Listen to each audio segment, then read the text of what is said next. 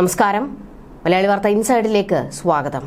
ദേശാഭിമാനിക്കും MV ഗോവിന്ദനും governor പ്രേമം മുട്ടിട്ടിരിക്കുകയാണ്.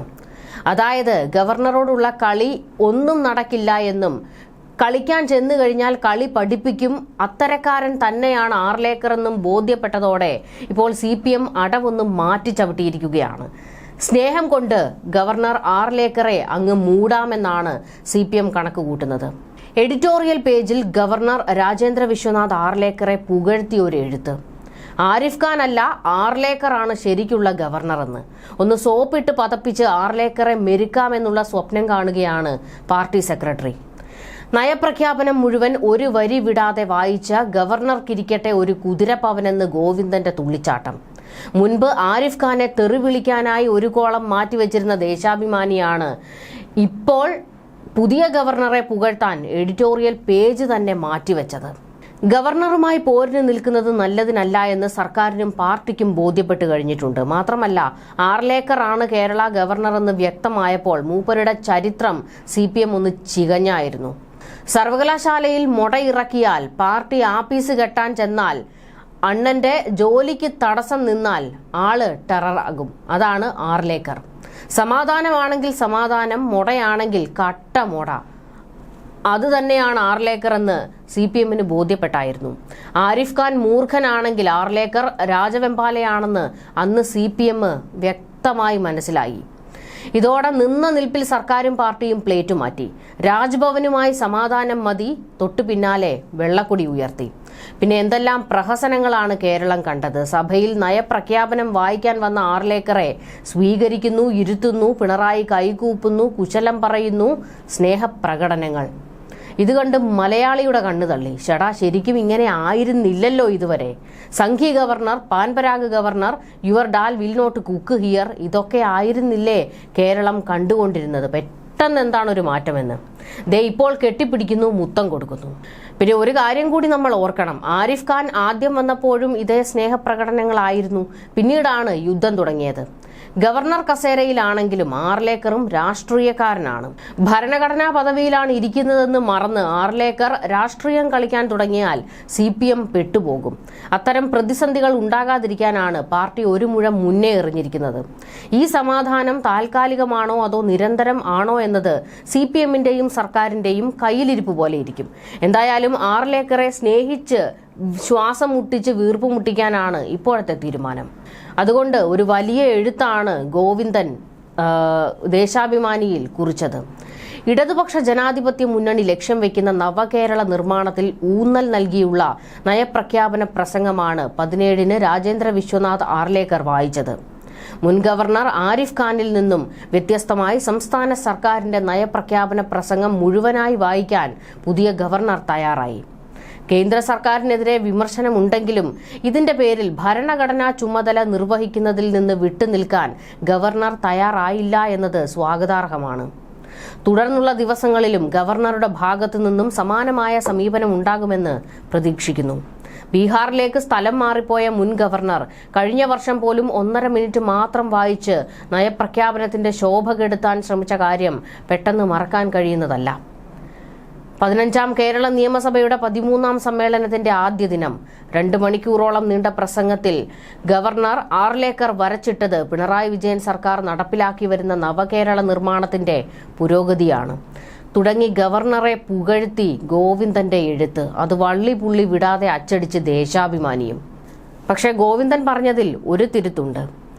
കേന്ദ്ര സർക്കാരിനെതിരെ വിമർശനങ്ങൾ ഉൾപ്പെടുത്തിക്കൊണ്ടുള്ളതായിരുന്നു നയപ്രഖ്യാപന പ്രസംഗമെങ്കിലും അത് മുഴുവൻ വായിക്കാൻ, തന്റെ പദവിയുടെ മാന്യത കാണിക്കാൻ ആർലേക്കർ തയ്യാറായി എന്നത്.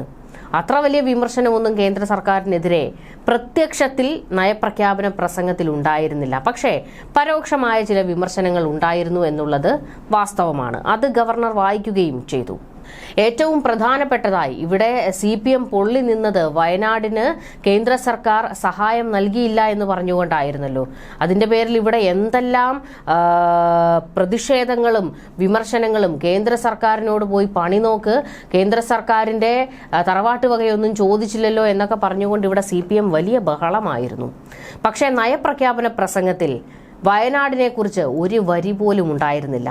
കേന്ദ്ര സർക്കാരിനെതിരെ അതിശക്തമായ വിമർശനം ആർലേക്കറെ കൊണ്ട് ഞങ്ങൾ വായിപ്പിച്ചു എന്ന് തെളിയിക്കാനായിരുന്നുവെങ്കിൽ നിങ്ങൾ ആദ്യം നയപ്രഖ്യാപനത്തിൽ എഴുതി ചേർക്കേണ്ടിയിരുന്നത് വയനാടിനെ തഴഞ്ഞു എന്നതായിരുന്നു. പക്ഷെ അതൊന്നും എഴുതാതെ, പ്രധാനപ്പെട്ട കേന്ദ്രത്തെ വിമർശിക്കുന്ന പോയിന്റുകൾ ഒന്നും എഴുതാതെ തട്ടിമുട്ടിയൊക്കെ ഒരു നയപ്രഖ്യാപനം എഴുതി കൊടുക്കുകയായിരുന്നു ആർലേക്കർക്ക് വായിക്കാൻ.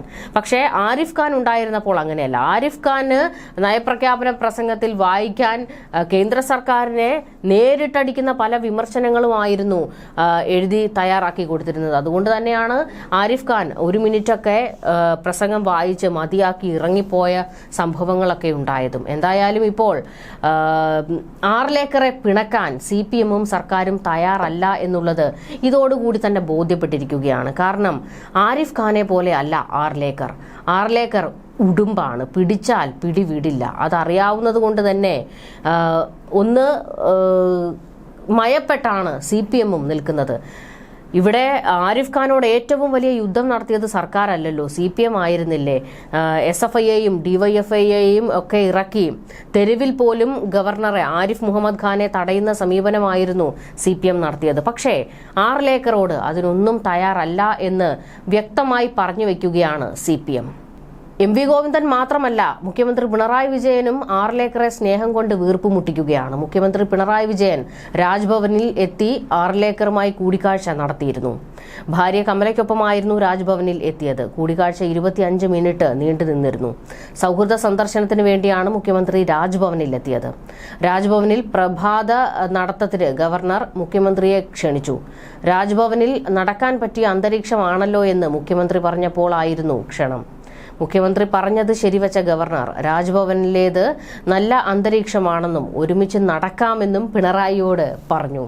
ഇത് ഒരുമിച്ച് നടക്കാമെന്നുള്ളത് എന്ത് അർത്ഥത്തിലാണ് പറഞ്ഞത് എന്നുള്ളത് ഇനി കാത്തിരുന്ന് കാണേണ്ടതാണ്. നടക്കാൻ താനും കൂടാമെന്ന് ഗവർണർ പറഞ്ഞപ്പോൾ മുഖ്യമന്ത്രി ചിരിച്ചു, മറുപടി പറഞ്ഞില്ല. പൂച്ചെണ്ടും കഥകളി രൂപവും നൽകിയാണ് മുഖ്യമന്ത്രിയെയും ഭാര്യയെയും ഗവർണർ സ്വീകരിച്ചത്.